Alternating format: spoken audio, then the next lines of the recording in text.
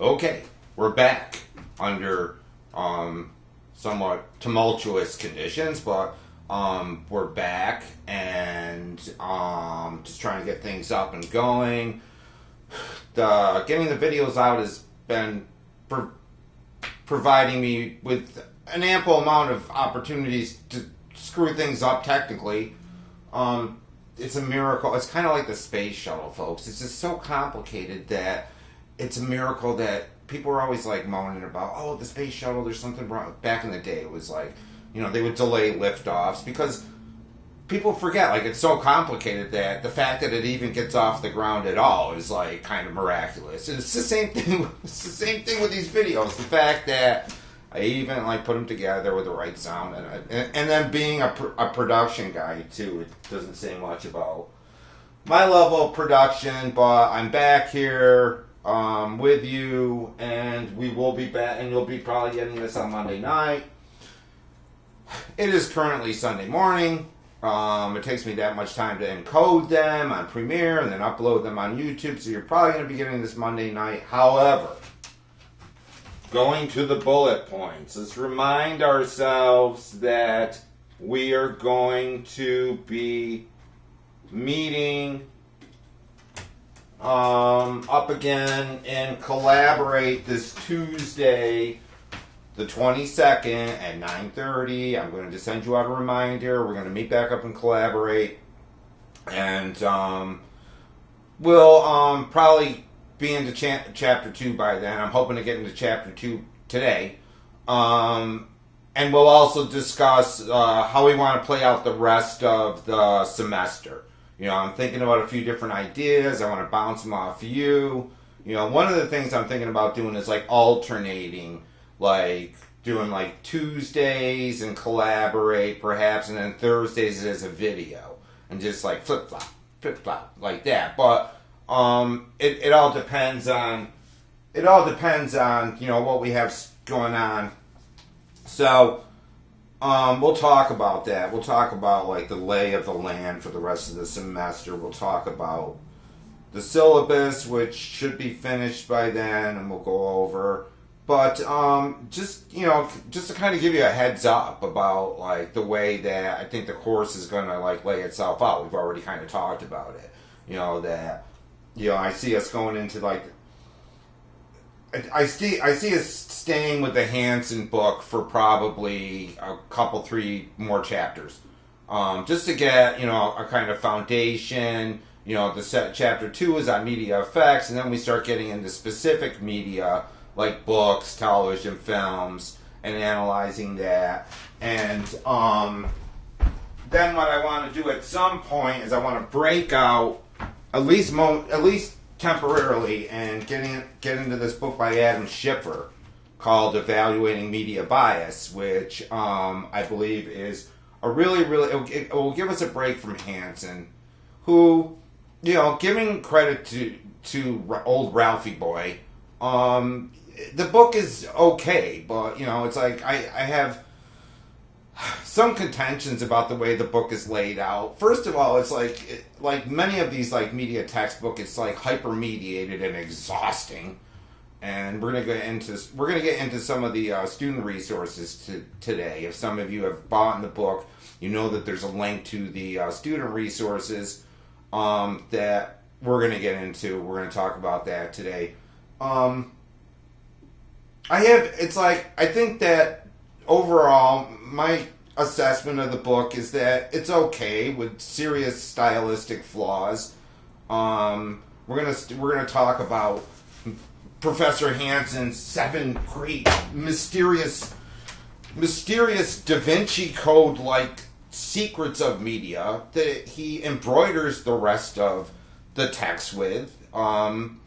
As if he were a modern day Marshall McLuhan, to have discovered these things. We'll talk about that. But if it's just like my criticism of it. It's like anything. It's like how like boomer dudes try to be cool. They try to like get to your level. It kind of like it feels to me like Hansen's like this old boomer dude trying to make a lot of like new and references. These books are always, attempting to do that. And it's kind of like your old boomer teacher trying to, like, be hip with you and, like, saying stuff like, yeah, I play Fortnite. And you got to be like, boomer dude, it's Fortnite, not Portnite, And it kind of feels like that. It kind of feels like, it feels like your grandfather trying to be cool. And some of the things he said, it's like, but after everything is said and done, the book is fairly reasonable. I'm going to show, and there's video resources too. Once you go to the link, and I'm going to show some of those video resources today, much to my chagrin. And then we're also going to keep this formula of showing some of your work. I have some work to show from one of your peers, one of your classmates, and I'm going to show that. But as far as where we should be as of today, you should have chapters 1 and 2 read. You should know them back to front. You should be able to recite them verbatim. All right, and we're going to start getting into chapter 2 today, and in the collaborate session that is coming up. And then I wanted to just talk about some of these, like, other things like quizzes. The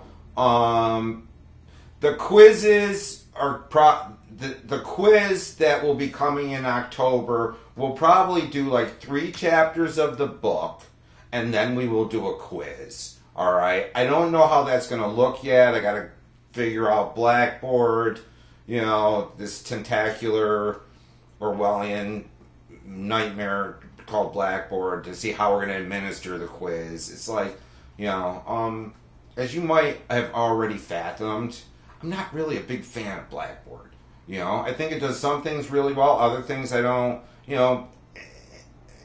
I mean, one of the major, like, sticking points is, like, how much video you can upload to it. Which, people are looking, it's like, it's just tricky. It's tricky. I like Blackboard for certain things, and I like the blog for other things. I think the blog works. I think the blog allows us to do things in a way that... One of the things that I think the blog does is it allows you to watch the presentations that are planned, that are not just off the cuff, that I actually plan these things out with notes and PowerPoints and all that. And, when you don't get something, you get to, go and, rewind it. Also, you get to think about your comments instead of, just trying to come up with something like you would have to during class time. You can think about it. Back in the day, we actually used to have time to let things sink in and ponder them, and not just be in real time, 24/7, just forced to say things. You could actually muse about things and think about it, and then come up with a reasoned response to stuff. And that also gives me time to reply to think about things. Sometimes it's because sometimes in a brick and mortar setting, what happens? It's somebody hits me with a question, and as much of a master of time and space and reality as Bongiorno is, there's sometimes that I don't know something, or I need to reference it, or I need to remember it, or I need to formulate my response in a way that is most beneficial to you. And so I think that the blog is a good way of presenting material. I really do. I mean, if you don't agree, if you're having problems with the blog, and it's plus you get the PowerPoints too, because I know sometimes it's I'm in a wide screen and the PowerPoint is a little bit, it's so there's all that. So we'll be talking about more of this, and I want your input on Tuesday for that. Now what I'm going to do, I just want to really draw quick attention to, if you've bought the book, you will notice that there is a what they call under student resources, there is the link to, it's kind of like the bells and whistles they add to the course in order to make the $432 that you have to spend for the text feel like it's actually like worth your while. It's kind of like the tuition for the course, I try to, I'm guilty of the same, propensities of trying to throw some bells and whistles and guest speakers and all this other stuff in to give you the illusion that the money you're spending is worth your while. I believe it is for my classes. I don't know about other people's classes. It's like whatever. You make your own assessment. It's consumer awareness, really. It's consumer, and that's why they have these silly little things like rate your professor or whatever. It's like, and it's usually 50%. It usually depends it's like on Rate Your Professor, it's like you can always tell the guys that failed the course because they just rip into the prof. It's like, yeah, you failed, you didn't show up, So, but student resources, edge.sagepub.com, Handsome7E. It will take you to this wonderful, magical Narnia-like land of quizzes and flashcards and videos and all the crazy hypermediated stuff that you're used to. And what I'm going to do right now, though, is I'm going to show an example of one of the videos that runs about 10 minutes that they put together for the class. It's on media literacy and we'll critique it afterwards. Mr. Smooth and his cornucopia of crazy hypermediated. I'll talk about it after we watch it. All right. So this is like an example of the content you're going to find in the online resources, student resources version of the course. And here it is.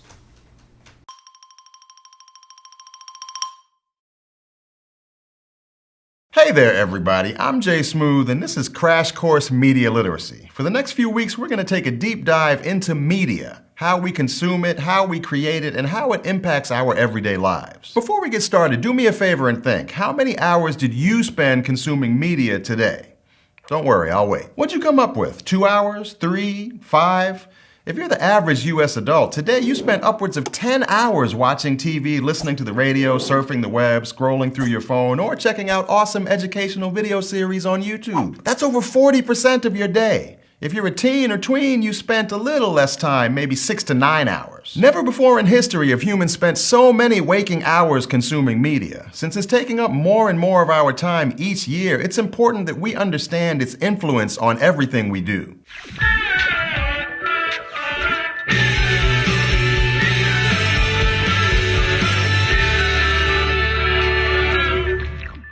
Now, when I say media, I'm talking about a couple different things. The literal definition of media is the plural of medium or multiple mediums, so to speak. And a medium is a substance or method in which something is communicated. It's the vehicle for a message. Books, films, paintings, songs, TV shows, poems, video games, magazines, podcasts, music videos, newspapers, web forums, coupons, email newsletters, tweets, straight-to-DVD sequels, receipts, traffic signs, both good and bad street art, Snapchat stories, those word of the day calendars your aunt always buys you, protest signs, embarrassing but cute childhood photos you post on Throwback Thursday, breaking news push notifications to give you a mini heart attack, sex ed pamphlets about your changing body, and my Blu-ray copy of the second highest grossing film of all time, Titanic.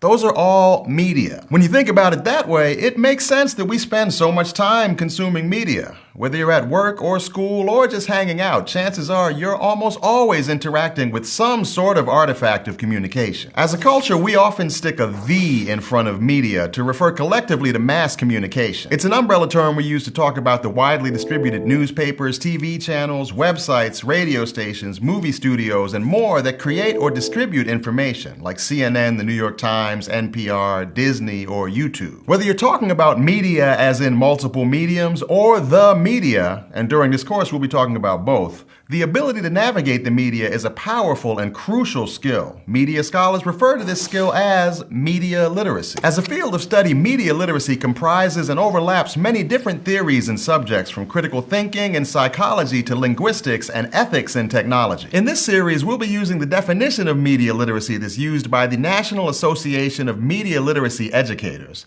And it describes media literacy as the ability to access, analyze, evaluate, create, and act using all forms of communication. Now, with this definition in mind, think back to the media you spent your time with today. What kind of content were you absorbing, and how did you get to it? Were you making sense of its messages? Were you aware that each message was created by someone with their own goals and opinions? When you create media, like a blog post or an Instagram, what is your responsibility to those who view it? Finally, what do you do with all that info you just received? With media literacy skills, you'll have the power to think through each of these important questions every time you pick up your phone or flip on the radio. It'll be like putting on a pair of glasses for the first time, so eye-opening you'll never want to take them off, which is great because you won't actually be able to take them off. It'll be hard to look at media the same way. So actually, I guess media literacy is more like laser eye surgery, but way cheaper. Okay, media literacy lesson number 1. Understanding the difference between media messages and media effects. Media messages are the values and ideas that are promoted by the media, the things that get put into them. Media effects are their influences and consequences on audiences. But talking about media in terms of these inputs and outputs is way too simple. Media doesn't just broadcast one easy-to-understand message straight into our brains.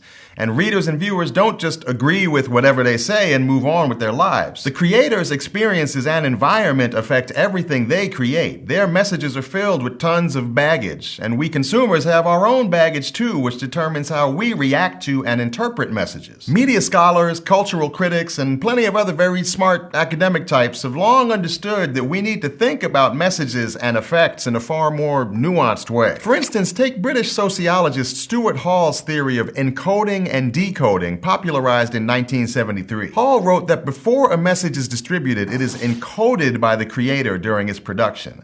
The message the creator wants to send is written in a code of sorts using a host of pre-understood meanings, symbols, and definitions that they think or hope the recipient will understand. But the recipient, that's you, has their own mental dictionary full of meanings, symbols, and definitions. When someone interprets a message, they decode it by applying their knowledge and experience to decipher its meaning. When I say encode and decode, I don't just mean a secret code you use to talk to your friends or Morse code. As Hall would say, all language is coded. Let's go to the thought bubble to break this down. Say you're texting your significant other about where to go for dinner. You just heard about this fancy French restaurant that's supposed to be super romantic and perfect for a date. So you say, let's do Maison de l'Amour, kissy face emoji. You're doing a little encoding here. You use the restaurant's name instead of fancy French restaurant because it sounds more impressive and makes you look cool for knowing a little French. You throw in a kissy face emoji to turn up the flirtatiousness. But also, notice you say do instead of go to because since you're already talking about where to eat, the activity you're doing at Maison de l'Amour is implied. Done. Send. They respond, okay, crying, laughing emoji.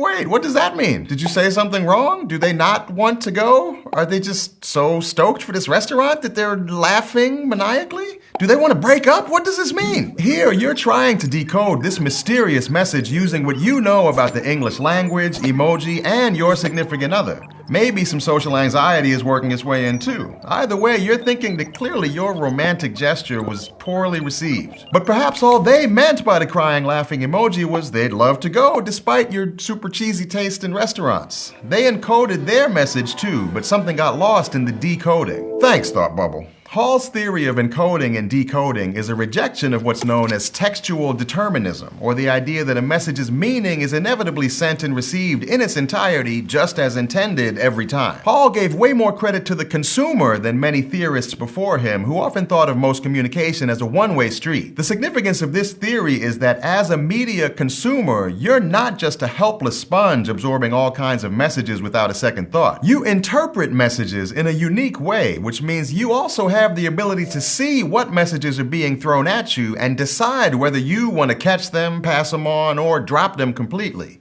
This also leaves plenty of room for miscommunication and messages getting lost in translation. Of course, scholars, educators, parents, and consumers have always debated to what degree media really affects its consumers. Questions of whether media can truly harm or benefit us has led to media literacy education in schools, media regulations like movie ratings and the labeling of advertisements, and tons of research into media effects. Plus, these days, when 2/3 of U.S. adults get news from social media, and some of that can be fake news, we have to constantly ask, what information can I truly trust? The answers to questions like these aren't always obvious. Luckily, media literacy gives you the tools you need to find the answers. Whether you're feeling skeptical of social media's role in your political views, questioning the power of tech companies to control your news feeds, or just trying to get your message out into the world, learning how to navigate the media landscape is tough, but possible with the right skill set. Now, let's be honest with each other. If you're watching this video, you're probably already pretty media savvy, or at least very interested in being so.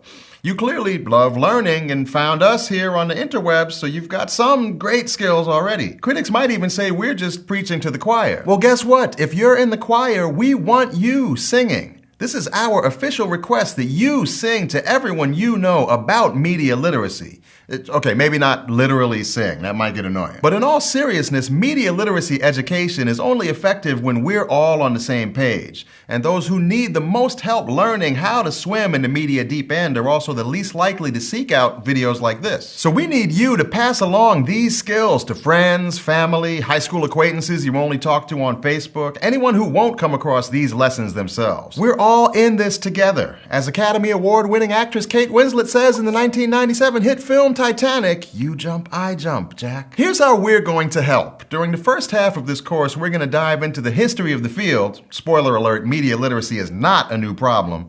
Learn how to find trusty sources of information, discover how media and your mind interact, and explore creating media and the responsibilities that come with it. In the second half of the course, we'll use this theory to look at how media works in the world. We'll discover how it's regulated, the policies and the economics of it all, the dark side of the media like propaganda and misinformation, the lure of advertising, how the big tech companies are changing the media landscape, plus we'll take a look at where the field is headed. Throughout the course, we'll return to the core principles of media literacy to build a framework with which to approach our everyday media-filled lives. I hope you'll join me on this journey. Until next time, I'm Jay Smooth for Crash Course. We'll see you next week. Crash Course Media Literacy is filmed in the Dr. Cheryl C. Kinney studio in Missoula, Montana.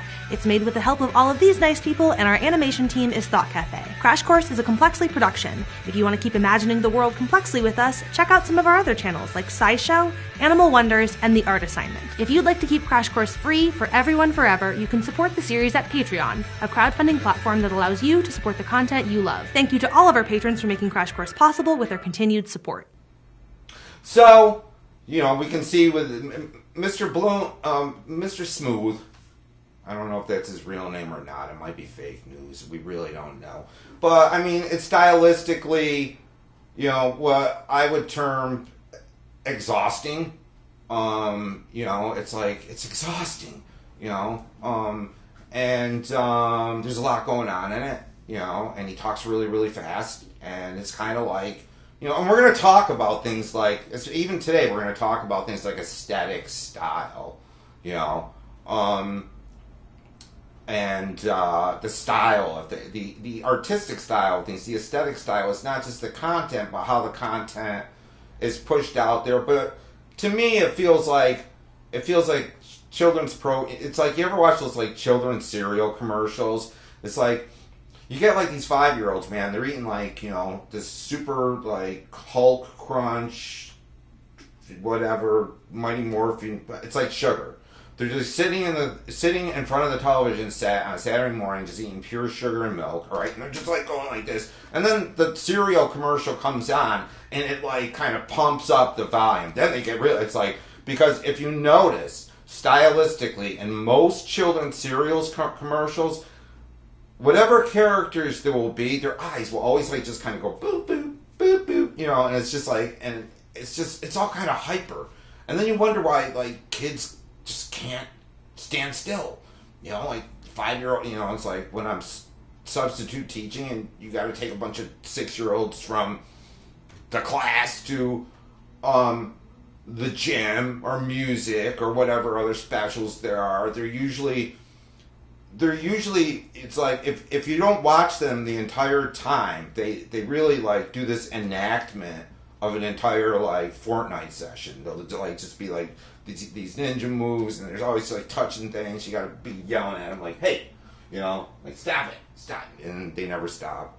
But it's got that kind of hyper mediated. It's exhausting, but I think it's good. It's well done. I mean, you can't like really knock something.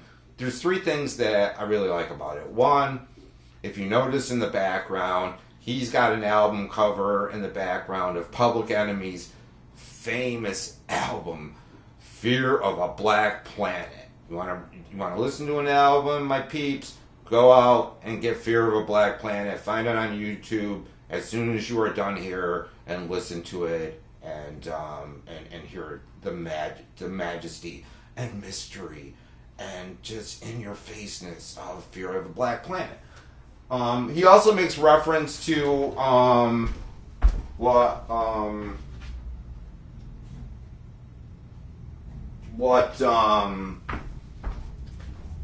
I think is a very, very common phenomenon, and I'm glad he brings it up. This whole idea of like this kind of miscommunication that texting. It's like this is like a Buongiorno quotable. You know, it's like we've never lived in an age where there's more opportunities and resources for miscommunication, my friends. Miscommunication. You know, as opposed to communication, right? Because we all have been there, all right? Or most of us, right? When you are like, when you enter into that hellacious realm of the text war with a significant other, and the comic hijinks that ensue, and sometimes heartbreaking things that ensue in those text wars. I will just like say right now, it's like as far as text wars with like in those kind of situations, Buongiorno is like the Obi-Wan Kenobi par X. I am the chess master. I am the chess master of those kind of relationship text wars. All right, I will say no more about that.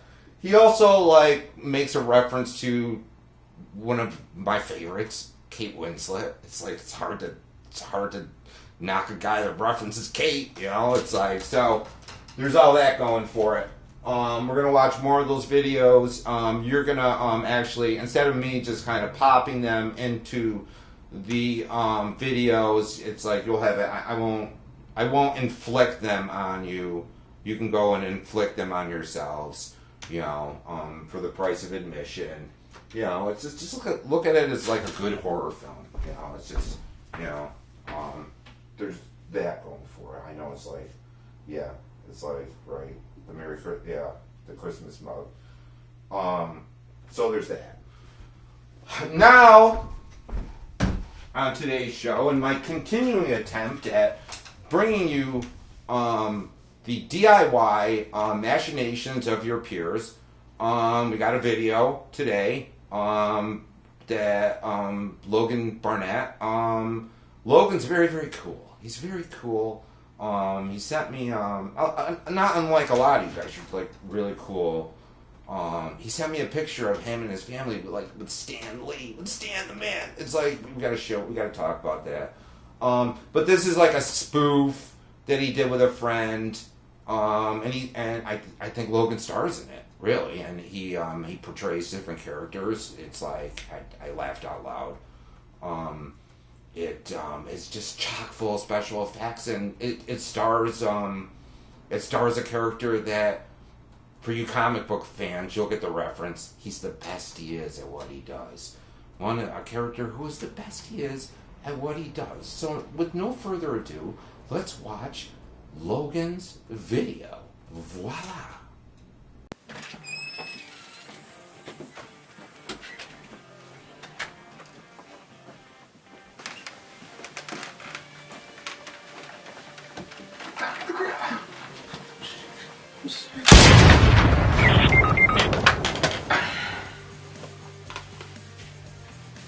Hi, I'm sales representative John Mayonnaise, and this is the No Knob. Our product is a door security safety system. Hold on. And we're here to show and demonstrate how our product can save your life.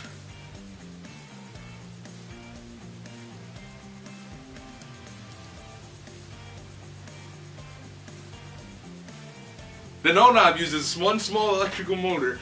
This is a case, okay? We don't have the real product because we don't have the real product. But we have real customers that speak to us about their experiences. Now this man over here, this poor man, his name is, I don't really know his name, but he offered to give his opinions, and we're going to show some more customers of our company that are satisfied with their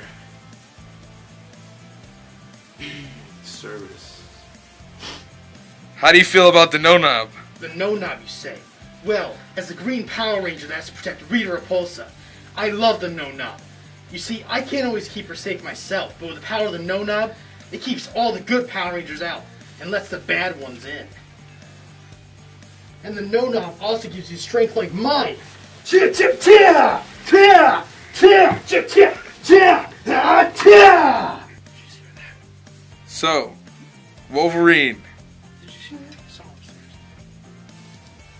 I thought there was. How do you feel about the No Knob? Oh, sorry. Can we start over? What's that camera doing? Okay, Wolverine. How do you feel about the No Knob line of products? How do I feel about the No Knob of products?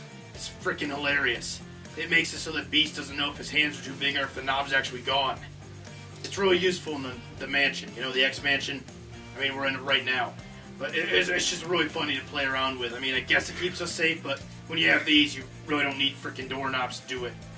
You know, it's funny to play pranks on people. You know, the other night, Storm, you know, she was trying to get in the door, and I just wouldn't let her get in.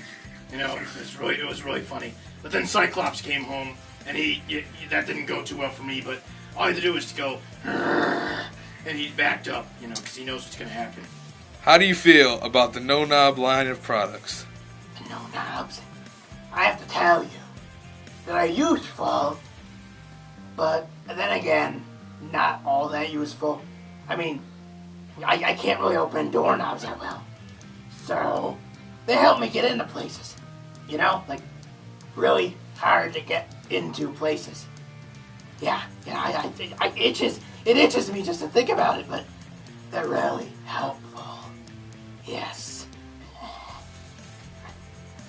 You've heard it from our customers, you've heard it from me. The No Knob is the next level of home security. Buy now, and you get these free PlayStation 1 games.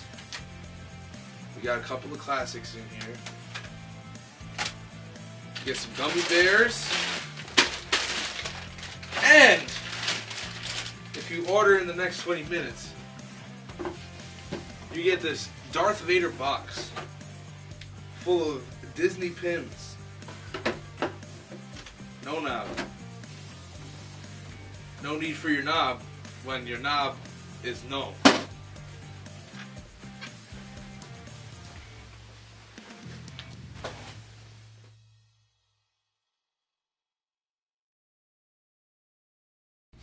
So there's that. It's a lot of fun. It's a lot of fun. Logan, thanks for sending that to me. It provided me with many chills and spills, and a smile. And it's funny. It's funny how I'm getting other material from you guys, and a lot of it is in the genre of the spoof, of the satire, specifically like commercial spoofs, which is very interesting, because when we start talking about codes, it's interesting how savvy you guys are when it comes to what is generally referred to as being the codes of different genres. Like, that tip us off as to whether something is, for instance, a horror film or a commercial or a paid advertisement, and the ways that they often play fast and loose with genres in order to, either innovate or kind of sucker you in, and we have to talk about all of that, like all the devices of paid advertisements that make them look like this is not. One of the things that Hansen says about everything kind of cycling out, nothing is really new. That is partly true. It's partly true when it comes to the different devices that commercial media use to give you an air of authenticity to them.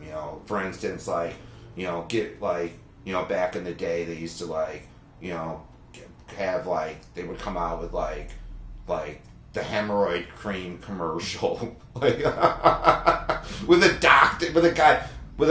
I'm a doctor, I know better, and the whole idea being to give you a sense of authenticity and authority. It's and it's sometimes it would just be as bizarre as they would get the guy that played on House, or somebody like that to say I'm not a doctor, but I play one in a television show, and people would buy into it. It's kind of like the way we elected the last president. It was we kind of elected him on this assumption that on this series of suppositions that it's I'm not a politician, but I play one on TV. I play a guy on TV, and we're all right.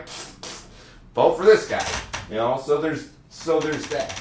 So it's very interesting, how by the time you hit high school, even junior high school, you're already so well informed about how to spoof. And I do this with my when I taught documentary. It's I always used to say people. I would get people that would want to do mockumentaries. Mockumentary being what? A spoof on a documentary. And I would always and I think it's true, I would always point out that, sometimes doing a mockumentary is harder than doing a documentary due to the fact that you really need to have an understanding of the codes of a documentary in order to properly spoof it. So that doing spoofs entails that. I would say that it's a little. It requires a little more ingenuity. Because you have to have this basic understanding of. When you do a spoof or you do a satire, you have to understand implicitly what you're spoofing to make it effective, to make it funny, or to make it and the best kind of spoofs usually do that in spades. They're that media savvy. The best mockumentaries tend to be done by people who either did documentaries, or more often than not just are really, really good students of the media. And we'll talk about the big they today. Let's get back to chapter 1, finish out. We talked about the evolution of the media.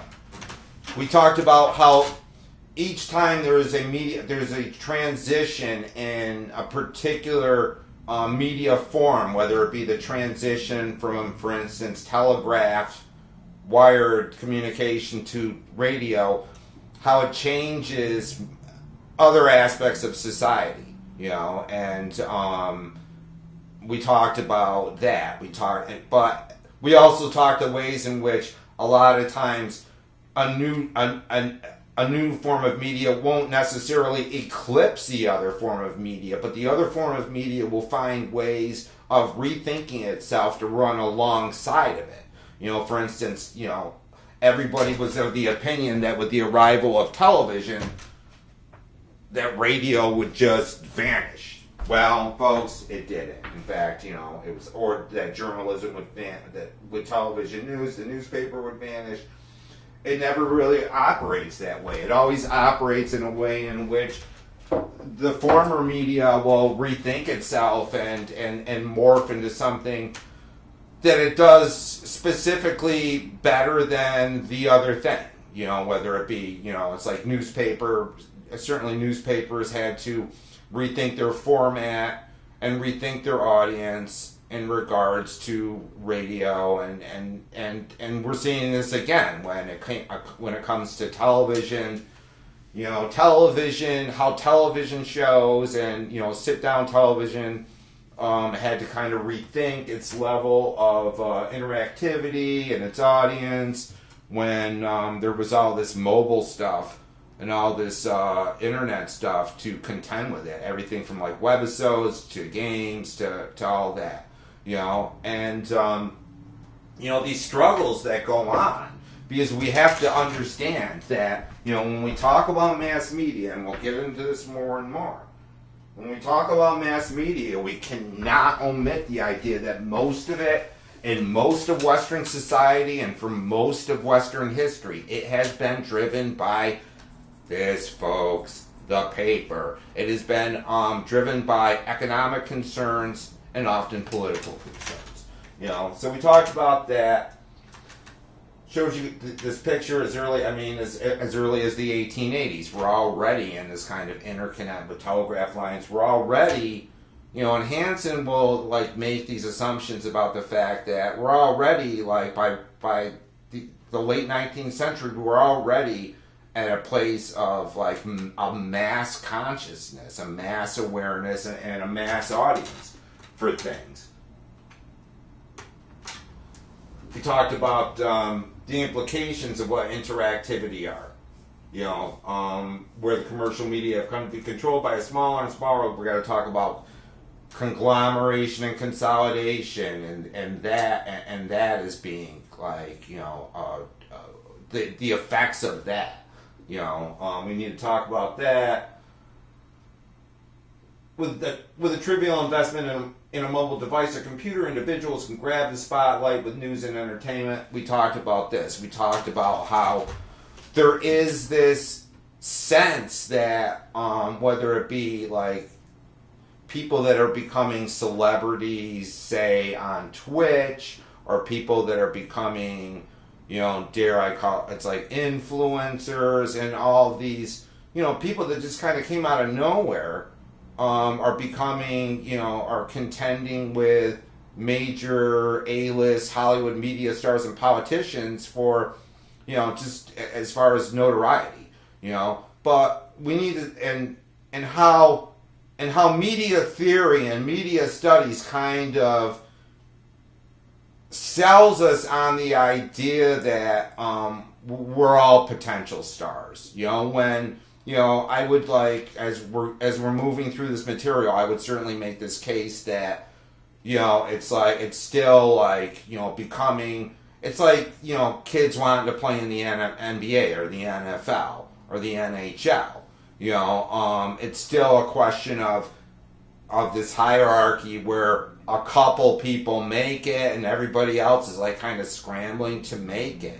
So we really need to question like that the so-called democratic, interactive element of you know how much power you actually have in lieu of this whole thing, you know, and if it's still just kind of what is called a hegemony, you know, whereas, you know, power is concentrated with a very few amount of individuals and everybody else is kind of scrambling to either be in, and we'll talk about this idea that he has about social influencers and all that, you know, as we go on. We talked about media literacy.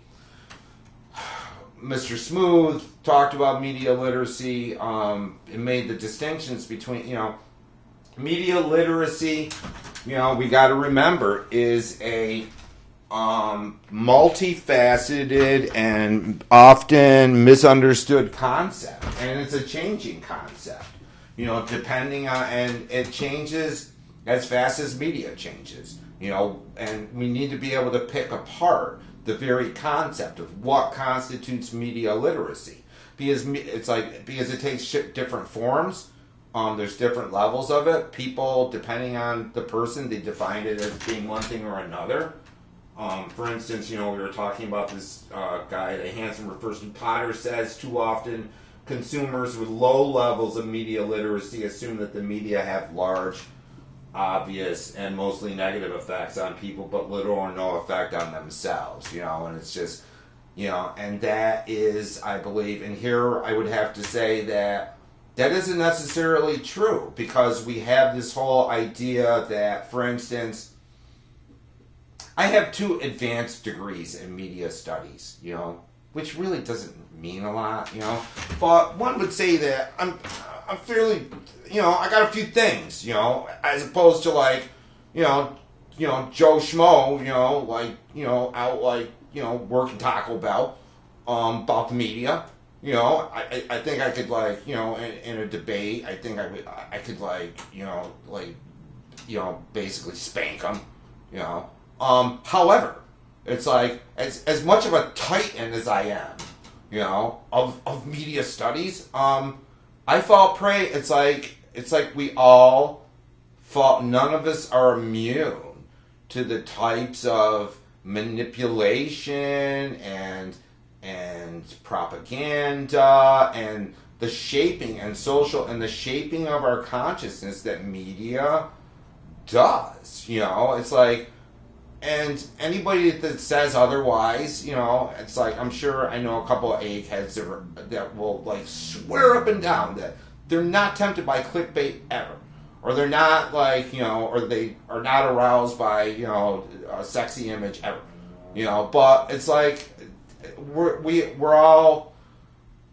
A friend of mine once used a really, really good analogy about this, and it had to do with a somewhat creepy idea, but it had to do with the idea that, for instance, a nuclear scientist, right?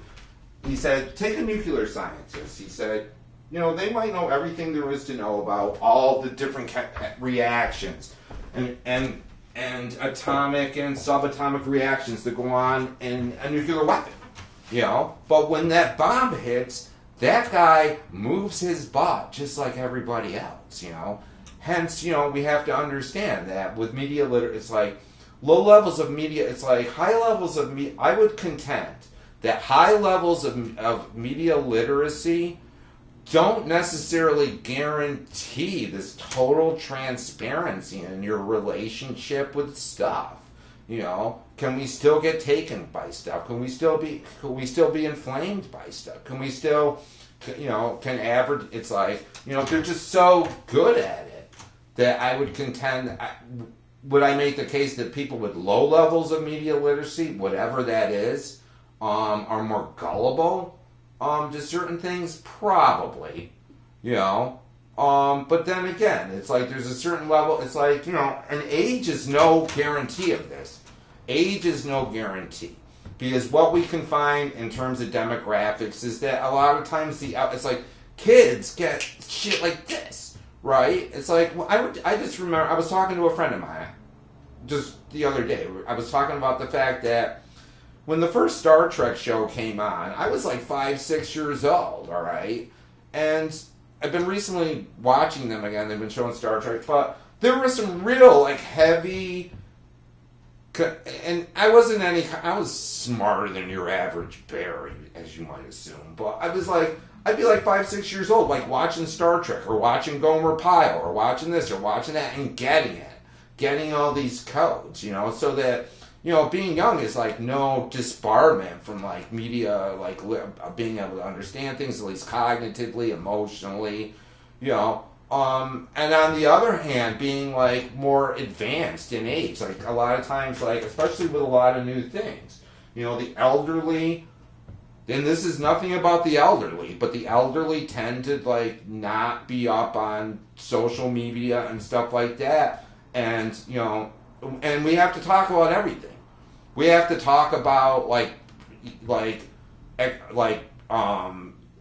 ways in which the media attempts to play on the elderly's gullibility about stuff. Not unlike scams. That sometimes the media is a scam. So there's no one group that it holds the holds the throne in terms of media literacy. Everybody's susceptible to it. Everybody plays a role. I wanted to touch really quick about this because I think it's very important. Hansen makes reference to a book that was written in the 80s by a guy by the name of Neil Postman. Postman.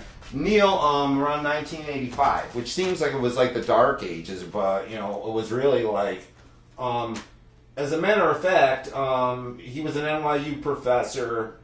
I was at NYU at that time. It's not to date myself here, but I was at NYU. I never had him. I was in the film. I did take a course, though, back when I went to grad school with a woman by the name of Shannon Matern, who had been Postman's last doctoral candidate before he passed. He's considered very famous now. He wrote this book, and at the time, it was like really a very, very like eye-opening like assessment of what television was like doing to us, and it was called "Amusing Ourselves to Death."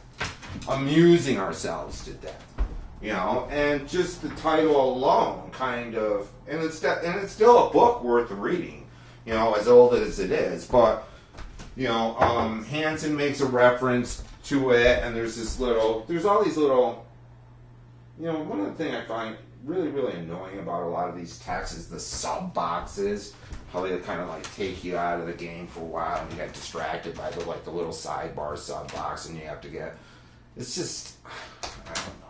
But he's got this little sub box that talks about Neil Postman's Amusing Ourselves to Death, and it really, and Postman's one of his major contentions, he had a lot of contentions about what television was doing to us as an industry and how it was operating on us socially, politically, as human, as democratic, decision making, aware, literate human beings, and he didn't have a lot of good things to say about television at that time,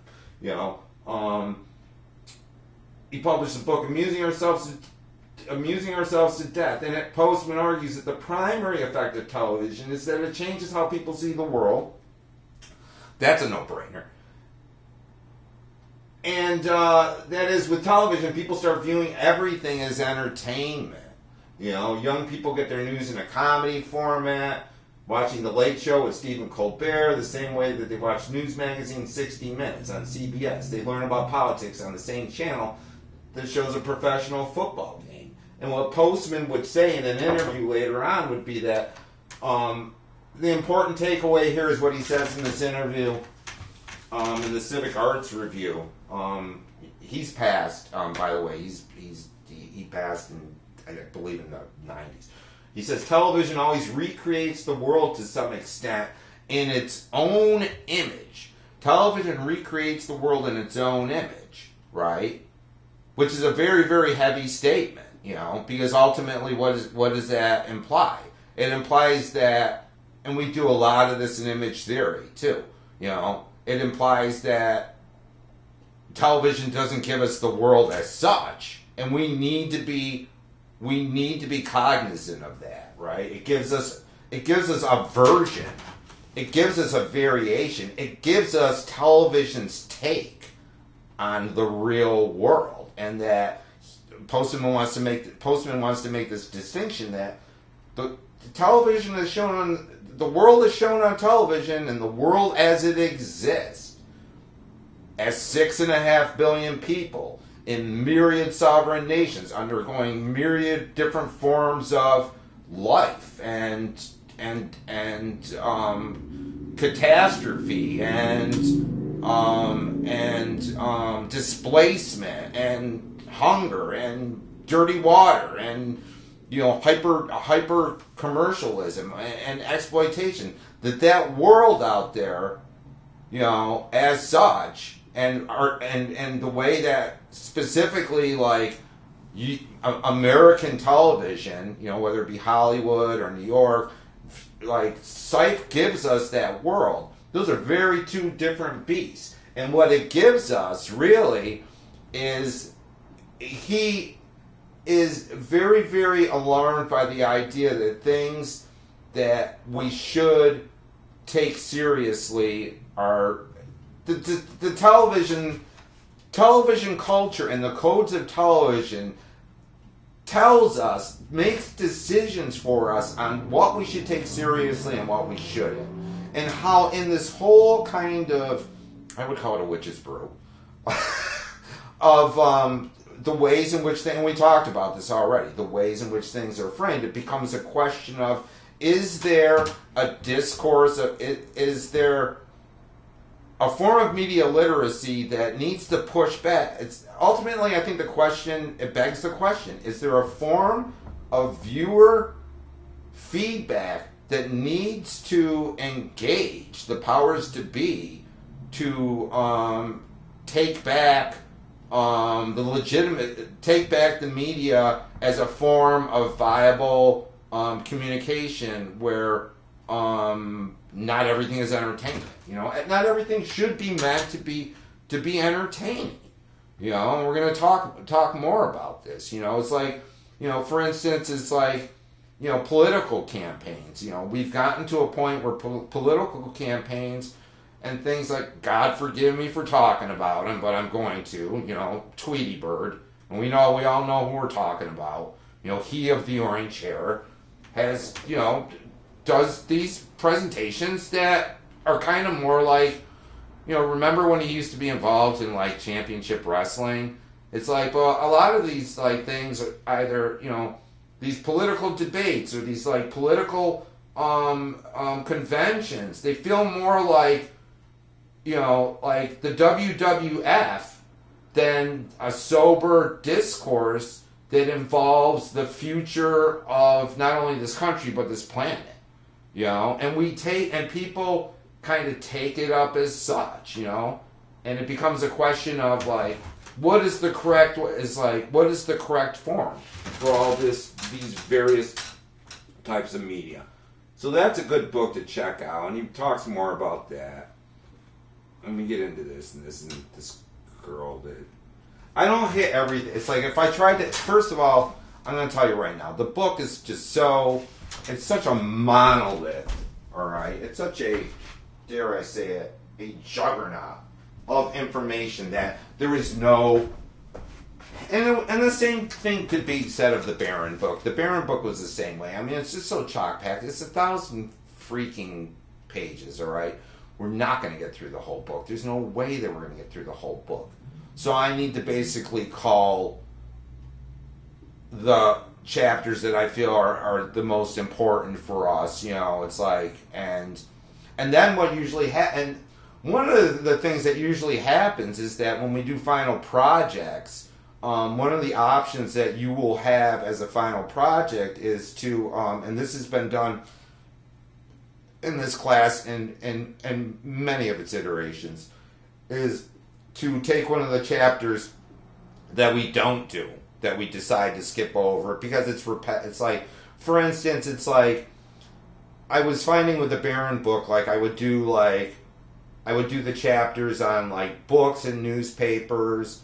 But then it's like there would be a whole chapter on magazines, and I'd be like, let's just like, we get the idea, let's just move on, or things like that, So you never get, it's like, the books are always like, so jam-packed with information, you never get to all of it, So a lot of times what I do is like, I'll give people the option of like, take this chapter that we didn't do and like do a presentation of it as your final project, Let's get into these 4 dimensions: understanding the media world, defining media literacy, questioning the media. It's like, this should go without saying, my friends, that we should always question the media. We should always question the media, and we should always, like, for instance, it's like, I don't think that if we're gonna stay in the spirit of criticizing all media, it's like we need to stay critical of some of the things that even, Mr. Hansen, wanting to be, the Bill Nye the science guy of all things media has to say we should be critical.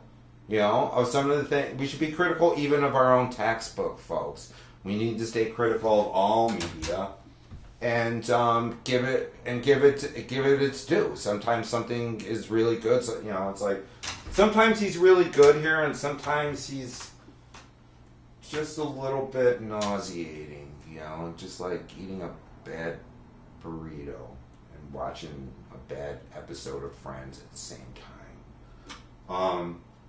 Says there's 4 different dimensions of media literacy.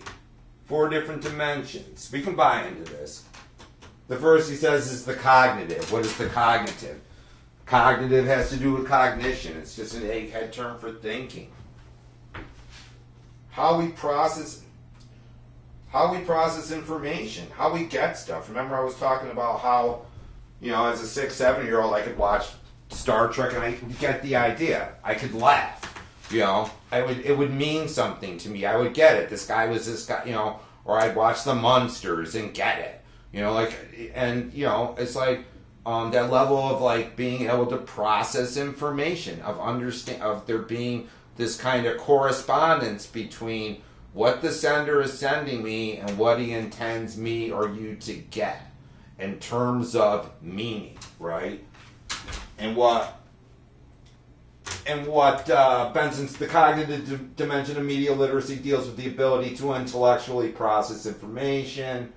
This can involve interpreting the meaning of words on a printed page, appreciating the implications of ominous music in a movie. Remember, it's all about kind of getting it. You know, it's all about kind of like, I get why that's there, you know, in a film, or I get why, you know, this person is using this kind of type font in this poster instead of something else. It's like, I get that idea. He goes back to Wonder Woman. He just loves Wonder Woman. Mythos has changed multiple times through its incarnation. You know, there's a lot of things going on in Wonder Woman that assumes a lot from its audience in terms of Greek mythology and all that. But he also says that the cognitive dimension also involves the skills you need to use the media. You know, it's not enough to just, you know, that there's the cognitive dimension also involves, like, you know, how to use the thing, you know, that's often like, you know, often comes with a manual about the size of, like, the Torah or the Oxford English Dictionary. And you spend like 10 hours. You could spend like 10 hours like finding out everything about, or even something as simple as like, how does one find a book in the library? That's part of the cognitive relationship that we have, that we build these skills. You know, how we use a keyboard, you know, how we use a mouse. Because we don't come out of the womb, although I think it's lately it seems like it is, like it seems like kids are just, they come out of the womb and like the next day in the incubator they're just like surfing and playing Minecraft. It's like, I don't know, but so it's all those learned skills, you know, it's all those learned skills. Number 2 is the emotional dimension, how we feel about media, how it fuels our feelings. And there's never been a more interesting and onerous and diabolical time to be assessing the way that media makes us feel than 2020. Because 2020, we can like look at media, we can sit and watch media, we can sit and watch the big 3, CBS, ABC, NBC, CNN, MSNBC. We can listen to talk radio. We can get on Facebook. We can get on the electronic version of the New York Times. You can get on YouTube and look at this huge, like, abyss of material, you know, that is informing our lives and getting people all riled up, or it's like, you know, and the ways in which the media shapes the way that we feel about our futures, about our lives, about ourselves, about each other, about politics, you know, about the economy, you know. And some of you will have seen by now that extra credit assignment I put up with that discussion between journalist Chris Hedges and Richard Wolff about the pandemic's effect on the economy and the economy's, imminent, fragility, and being able to, it's become really more difficult probably than ever to be able to sift through and find those sources of information that A, are not trying to sell you something, all right, and B, have the resources. This is another important thing. It's one thing for a media outlet, let's say like The Intercept or the Daily Cause, to have no inherent, they're not in the pockets of Microsoft or GE and like pushing an agenda. It's one thing to not be pushing an agenda. It's another thing we're going to find to have the resources necessary to give us information from a geopolitical, like, for instance, it's like I can say as much as I want. I can like set up a website and it's like news and information, and I can say as much as I want about what's going on, say, in London or what's going on in Berlin. But back in the day, news agencies would actually have a correspondent. It's like you need to have the resources to get the information. I can say anything I want about jolly old London, from Main Street in Endicott. But it's another thing entirely to have a correspondent out there, covering things in British Parliament, covering things, down in Piccadilly Square or wherever. It's like having a guy there, so that it's also a question of the resources involved, So he talks about these emotional effects. Dimensions of media, feelings created by media messages. Sometimes the emotions can be overwhelming, right? It's like we can get overwhelmed. I don't know. It's like, and once again, this like goes back to the idea that as much as I know about the media, it's like I find myself a lot of times when I sit down at my laptop and I'm ready to like engage this thing, and I got to flip back and forth between emails and YouTube and this other thing and somebody asking me this and somebody pinging me with this. It's like it's very easy to just be like, it's like it's easy to be overwhelmed, and I think that we need to start to develop the capacities to get a lot more to be able to stay. I think that what we're going to find as a culture is that we need to have an education that allows us to slow our minds down and take one thing at a time, and I think that these are going to literally be skills that will have to be as a form of immunity.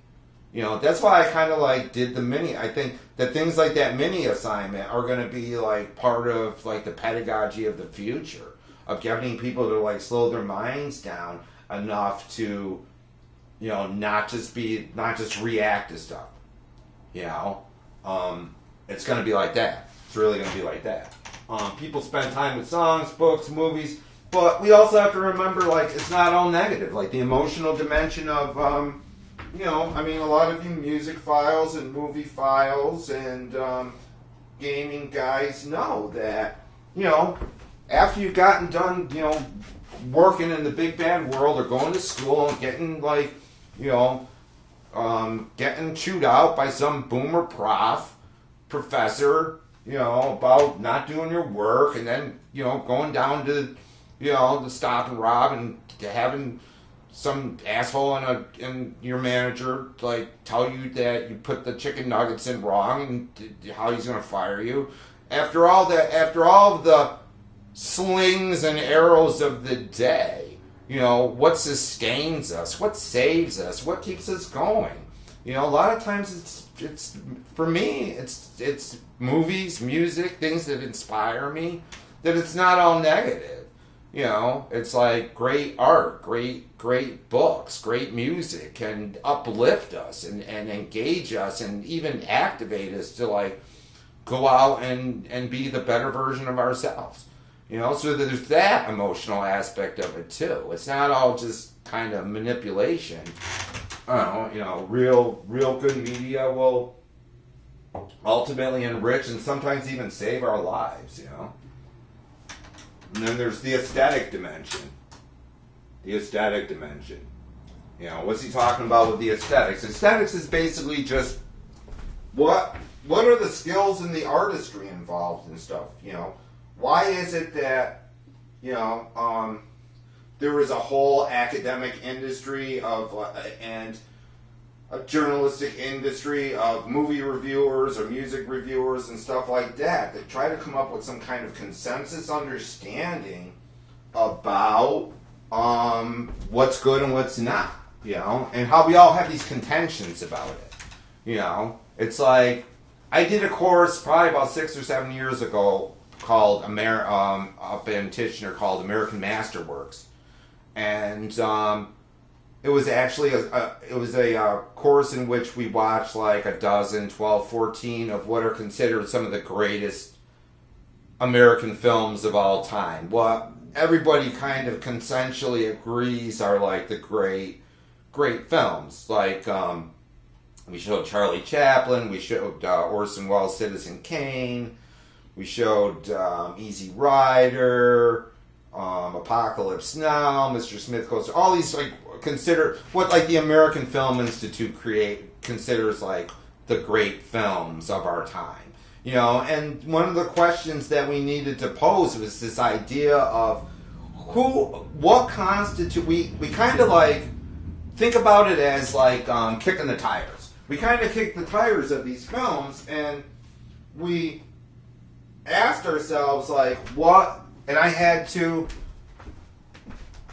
be able to make a case about why this was considered a great film or a landmark film during its time. You know, depending on its subject matter, depending on the level of the performances, depending on the editing, depending on the cinematography, the way that the whole thing played out.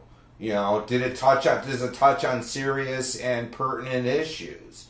You know, does it win us over? You know, is it intricate or is it just kind of sugar? Is it, you know, we have to understand that when it comes, it's like, I always use the analogy of like, you know, a bag of potato chips and like a really well done, well prepared, like high cuisine meal, you know. Those are two different animals, right? Those potato chips taste pretty good. You know, or that cotton candy, or that box of Goobers that you buy at the thing, you know. But it's not of the same. It's not of the same substance. It doesn't have the same level of like critical, you know, artistry and intent. And as a culture, we need to have consensus. We need to have these consensuses about what constitutes high culture. You know, why is Shakespeare, you know, and all these people to get together and make this decision about, like, why Shakespeare is great as opposed to, you know, it's like if my father had to sit through a Shakespeare, if my father had to sit through Macbeth, he would have been asleep probably, I would say about, not even 10 minutes in, he would have been asleep 7 minutes into the damn thing. You know, it just wouldn't have, you know, and however, you know, it's like we go to school and we start to understand, and we're given this context of understanding canonically this canon of why over the ages something has been deemed to be of a higher cultural status, you know, in terms of, you know, its overall artistry, its poetry, its intent. It's gravitas. How heavy is it? You know, it's like, you know, I mean, that's why and that's why we need to make distinctions between, you know, a great film, you know, say like Jean Renoir's Rules of the Game, as opposed to like Two Broke Girls. You know, it's like they're two different. It's like I like two bro. It's like I like that one with the mother in recovery. That's like the girls in recovery. It's like I like two broke girls too. You know, it's like, but it ain't. But it's not Jean Renoir. It is not Jean-Luc Godard. It is not Hitchcock. It's something else, and we need to be able to make these aesthetic distinctions. We'll get to the moral one next time, because the moral one is like a big kettle of films. We'll probably kettle of fish rather. Freudian slip. We'll get to that one next time. Remember, I'm gonna round this off now. Remember, Media and Collaborate. Tuesday, 9:22 at 9:30. 9:22, 9:30. Use that mnemonic. 9:22 and 9:30. I hope you're well. I have to move on here. And just move on, you know, move on down that highway, you know, into the apocalypse, you know, fighting Humongous and Gyro Captain, and, you know, I need to get the fuel tanker to the coast, you know. That's a reference to the Road Warrior, which I really am. So, bye guys. Have a good day.